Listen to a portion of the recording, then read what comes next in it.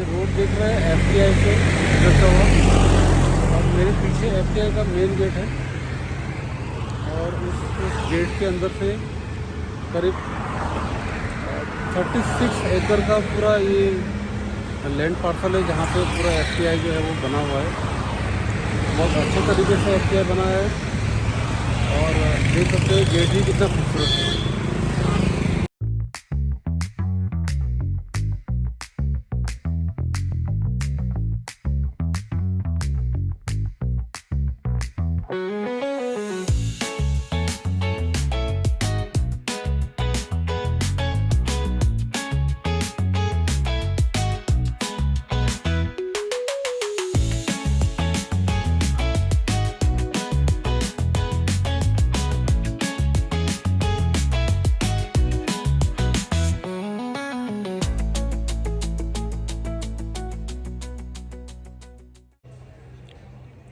FTI का आज मेरा दूसरा दिन है, और दूसरे दिन में मैं अभी क्लास ख़त्म होने के बाद 1 बजे के बाद लंच करने के लिए बाहर आया हूँ।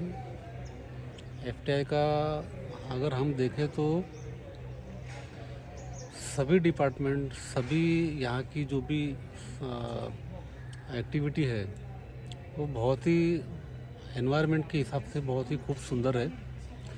अगर आप देखोगे तो यहाँ पे सभी तरह की लिबर्टी और फ्रीडम दी गई है लोगों को। जैसे अगर आप देख सकते हैं तो लोग खाना भी यहाँ पे कैंटीन में, कैंटीन के अंदर भी एक अच्छा रूम है, वहाँ पे बैठ के खा सकते हैं। उसके अलावा लोग अपना खाना जो है वो इस तरह से कैंटीन के बाहर इस तरह का एक गार्डन होता है, और गार्डन के अंदर बैठ के सभी अपना अपना भोजन और या लंच जो भी है वो अच्छे से निपटाते हैं। साथ में मतलब कि वातावरण का पूरा लुत्फ़ उठाते हैं यहाँ पे। कहने का तात्पर्य है कि यहाँ का जो पढ़ाई का एनवायरनमेंट है वो एनवायरनमेंट किसी भी और जगह पे देखना बड़ा मुश्किल है, और इसीलिए एफटीआई जो है वो भारत में नंबर 1 की जो संस्था है उसमें शामिल किया गया है। यहाँ पे दुनिया से और भारत से सभी राज्यों से और देशों से लोग यहाँ पे पढ़ने के लिए आते हैं, और फिल्म मेकिंग के जो कुछ आयाम है वो बहुत शिद्दत से यहाँ पे पढ़ते हैं।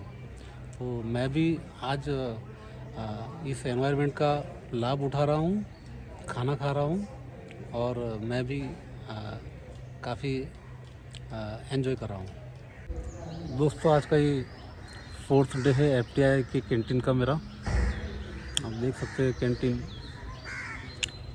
मैं अभी नाश्ता करने के लिए बाहर ही बैठा हूँ। ब्रेकफास्ट रोज़ सुबह 9:30 और 10 के बीच में होता है, तो लुत्फ़ उठाते सुबह के अच्छे नाश्ते का।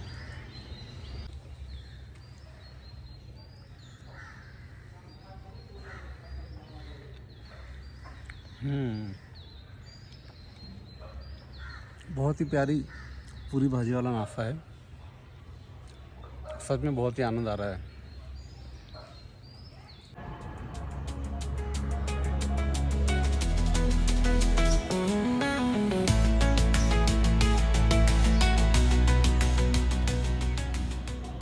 यही वो प्रभा स्टूडियो का इतना बड़ा स्ट्रक्चर है, इतना बड़ा सेट है, और यहीं पे बहुत सारी अच्छी फिल्में जो है वो बनी हुई है।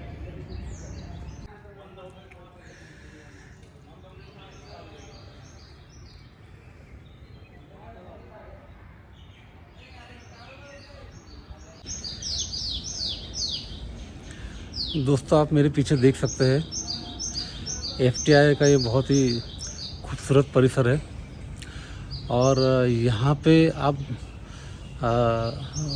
जानोगे कि भारत का सबसे पहला जो स्टूडियो है प्रभा स्टूडियो, जिसको वी शांताराम और उनके 5 साथियों ने मिलकर बनाया था। तो वी शांताराम की जितने भी बहुत खूबसूरत फिल्में हैं, बहुत बड़ी फिल्में हैं, बहुत जानी पहचानी फिल्में हैं, नवरंग या उससे भी उसके अलावा भी बहुत सारी, तो ये सारी फिल्में जो है इस प्रभा स्टूडियो में पिक्चराइज की गई है। आप देख सकते हैं बहुत पुराना सेटअप है, और अनगिनत फिल्में यहाँ पे शूट हुई है। मेरे ख्याल से इसकी स्थापना जो है 1936 या उसके आसपास हुई है। मुझे एग्जैक्ट डेट अभी पता नहीं है, लेकिन काफ़ी पुराना है। कम से कम नहीं तो भी ये 90 साल के ऊपर इस स्टूडियो का स्थापन हो चुका है। आप देख सकते हैं ये यहाँ का एक मन लुभावन परिसर है और इस तरह से यहाँ पे सारी सुविधाएं मुहैया कराई गई है।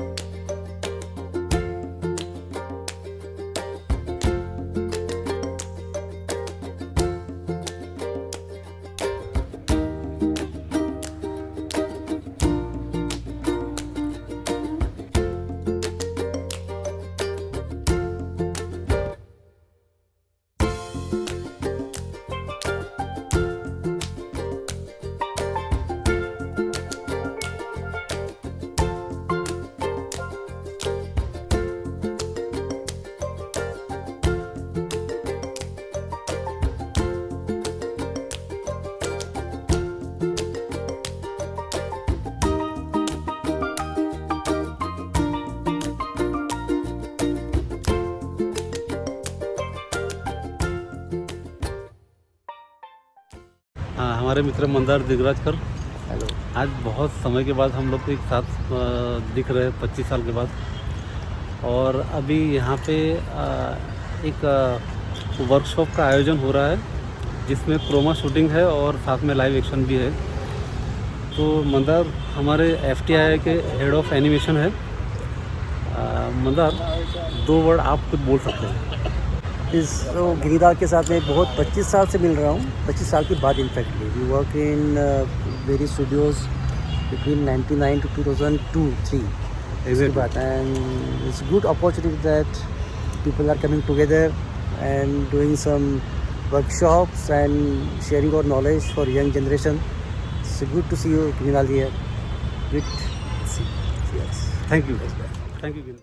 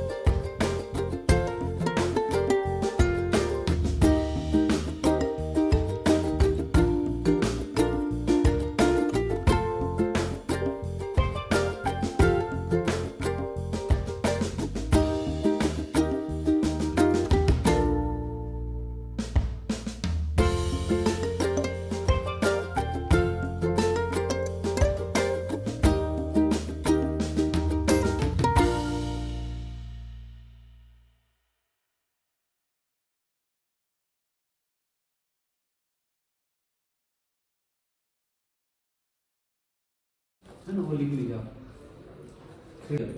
सो already our 3D object is text, देखो मैंने यहाँ पे कनेक्ट किया, बराबर। अब देखेंगे तो ये हमारा कैमरा के साथ आ गया। And like he sees the GoPro. So इसका इस्तेमाल करना है, और उस इस्तेमाल से आप अपना मन चाहे रिजल्ट आप ला सकते हैं, है ना, इसमें कोई दिक्कत नहीं है। ये देखिए कितना खूबसूरत जा रहा है, पूरा फेयर होते दिखते हैं। इसका हम इमेज एडिट का एक कर सकते हैं क्या? इसमें image text formation particle particle से टेक पार्टिकल हाँ वो भी कर इंडिया फिल्म का अगर टाइटल होगा चेंज क्यों बनेगा उस पर वो टर्बुलेंस में आ जाएगा। हाँ वो जो टेक्स्ट जो दुआ बन के जाता है, टेक्स्ट दुआ या दुआ से टेक्स्ट या वन टेक्स्ट वाला टेक्स्ट उधर होते पर हाँ वो टर्बुलेंस में हो जाता है। तो उसके लिए आपको क्या करना है, उसके लिए आपको सेम एक टेक्स्ट लेना है ना, जो भी आपको टाइटल चाहिए वो टेक्स्ट लेना है, और वहाँ पे स्टाइल में बिटमैप में डाल देना है, बराबर। बिटमैप में डालोगे तो फिर वो उस तरह से फिर मूव होना चालू हो जाएगा।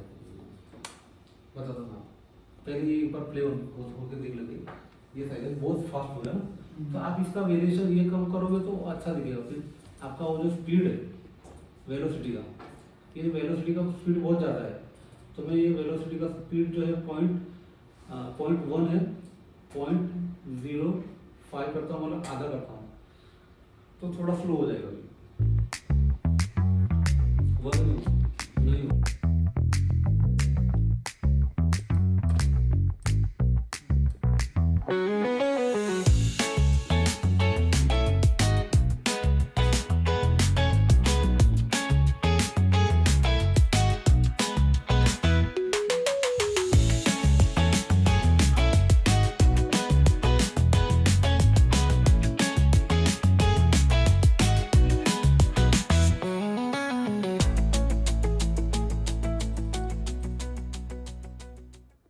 like a point of view towards the camera. So till now the frame voice means character come from the frame, right? Character come from the frame. Hi, hello, I'm Hrithik. I'm studying animation and VFX in FTA right now. So, Ginilal sir's workshop was so much useful to me. Like, before this, even though I learned basics of Fusion, the node structure and everything was very new to me. So, I had so much confusion in working with node structure. Like, I was so much comfortable with After Effects. So, I was so used to the layer structure and everything. So, it was difficult for me to operate in nodes. So but sir came and like after first day only, like all that confusions got cleared. Like I got comfortable with the flow and all, like how to work in Fusion. Then after that I did like one piece of motion graphics. After that I started understanding everything. Then sir kept giving additional exercises like 3D text and chroma keying, or we shot a film also to do in VFX. So in between all of that, like parallelly we are learning, like we are doing practical projects also, so learning is happening in parallel. So and in between all this, like I found Fusion more easy and more efficient also in terms of workflow. Like many things which require a lot of work and effort in other softwares are easy to do in Fusion. Like chroma keying, for example, like it happens very easily, and in other softwares we had to do a lot of cleanup and everything, but in Fusion it happens quickly and without any lag also. So I liked this software like very good, and sir also, like sir knows everything basically. So if I ask any doubt also, like he knows what went wrong and what to clear. So he is able to clear all the doubts which I have. तो मेरा एक और सवाल है कि लड़कों को आपके यहाँ पे जो ट्रेनिंग दी जा रही है, तो उस ट्रेनिंग का मुख्य आपका और वर्क क्राइटेरिया क्या है? संस्था का उद्देश्य यही है कि स्टूडेंट जो सीखे वो प्रैक्टिकल और खुद टूल्स को यूज़ करके सीखे।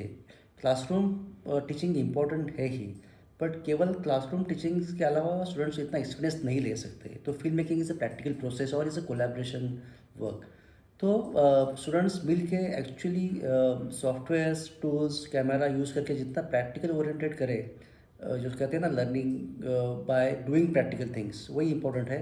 और स्टूडेंट्स ने इसी वर्कशॉप के दरमियान वही किया कि स्टूडेंट ने अपना आइडिया कंसेप्ट डेवलप किया और वो एक्चुअली प्रैक्टिकली कैसे उसको कन्वर्ट करे, ये उन्होंने खुद अलग अलग सॉफ्टवेयर्स, टूल्स, कैमरा यूज़ करके एक काफ़ी अच्छी बेहतरीन कोशिश की है कि वो प्रत्यक्ष रूप में उसको पूर्ण करें।